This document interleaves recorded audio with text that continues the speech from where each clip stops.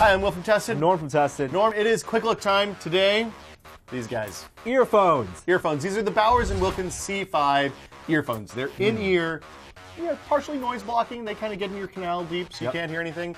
I've been testing them out for the last few days, and they are very, very sassy. Now, Bowers & Wilkins, they make the P5 headphones I really like, also the Zeppelin iPhone dock. Yeah. And the C5 are their first earphones. What's so special about them? So the thing that's different about them is the way they go in your ear. If you look right here, there's actually a wire that goes inside the pinna. Is that the pinna? The small circle in your ear. The cartilage heavy part. Exactly. So basically you can adjust the size of this wire, how far in and out it goes. It's a loop. Just by sliding it up and down. And it tucks in really nicely. So rather than go over your ear or just like my Shure headphones, just jam in your ear and then the wire loops over, these are really tucked in nicely securely. So I was able to jog and stuff with them without falling out. Oh, really? Okay. Interesting thing is they sound really, really good. They're much, much bassier than your traditional earphones. I'm not sure why that is. I kind of don't buy into a lot of mumbo jumbo. There's a lot of marketing bullshit that goes on with earphones and head audio stuff in general. All I know is that these sound good and they are very comfortable for in-ear buds. So you compared them to another high range earphone. So I compared them to the Shure M115Xs. They're reasonably priced, about $115, $120. They're iPhone specific earbuds, so that means they have the remote control with the microphone and all that stuff. And they are, again, in-ear.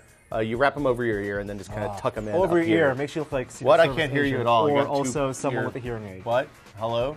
But the Bowers & Wilkins, not over your ear. Not inside your ear, actually. Inside your ear. Which is a little bit of a disappointment, because I actually kind of like the way the behind-the-ear thing works, because then you can just run it down the front of your shirt or something like that, and the cable is definitely out of the way. The cables were in your way here, which brings me to one of the things that I noticed about the Bowers & Wilkins. The cable is very stiff for a headphone cable. It's gotten better as I used it. It's kind of like a plastic, thick plastic. It's metal inside of a plastic kind of cylinder. Tube, yeah. It's gotten better as I use them more and as I've coiled them up and uncoiled them a few times, but they're definitely stiffer than your traditional earbuds. These also have inline remote control. Yeah, so this has inline remote, inline microphone.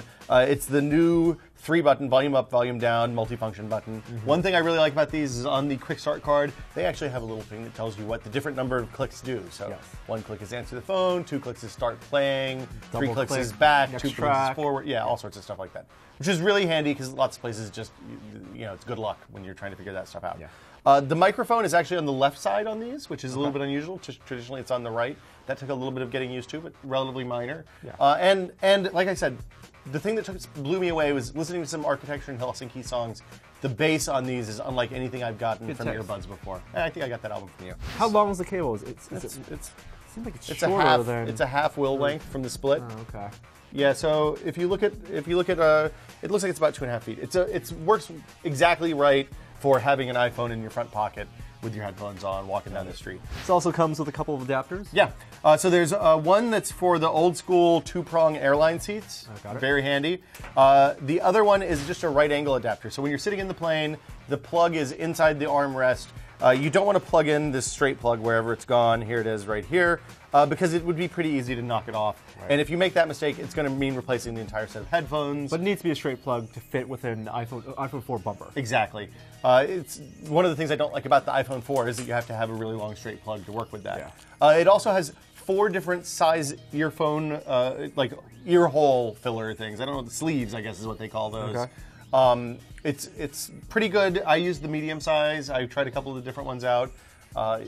Basically, it seems like you'll be able to find something that'll fit regardless of whether you have a giant ear hole or a normal size. You never felt like you had to shove it directly all the way into your ears, do like the crazy squeeze and twist and shove in. That's actually one of the things I really like about these is that because of the way the ring works, they just kind of rest right where they need to be, and you don't feel like you have to jam them in your ear so that they stay in place when you're running or even if you're just sitting on the airplane listening to music. How good were they for blocking out sound? Blocking out sound, they were fantastic. I left them in takeoff to landing on the plane the last couple of days. It's been really good. You don't hear the airplane drone, and you kind of get off the plane a little more rested than normal. And of course, I like blocking better than noise canceling. Yeah. Well, you also had some problems with the carrying case. Yeah, I actively dislike the carrying case. It looks really cool. It's like a half circle. It's nice, soft material. Yeah. I broke the zipper off because it has an enormous zipper pull that got jammed in something, and I couldn't get it out. That was not too cool. And it has this weird divider thing in the middle. Let me show you how this is supposed to work in a perfect world. Or you want to try? No, I'll try. Give it a shot.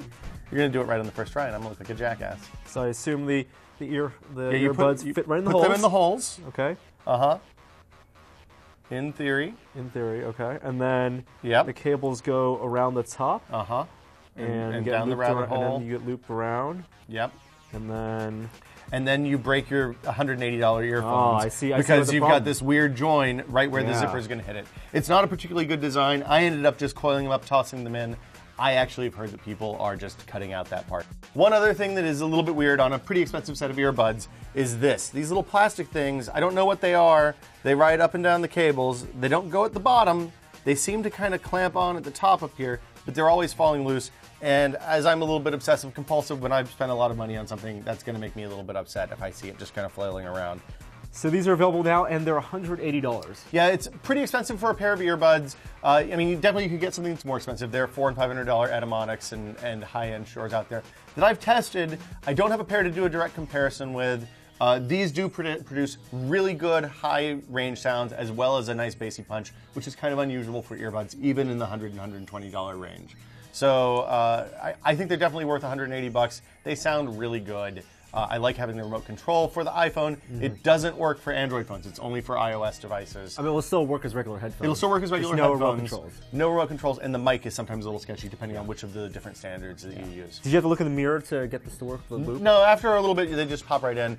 They are very much left ear or right ear, though, so you want to use the correct one with the right ear because they don't go in otherwise. Let's put on these headphones and listen to some music. Okay. Oh wait, we chose poorly. This is going to be awkward.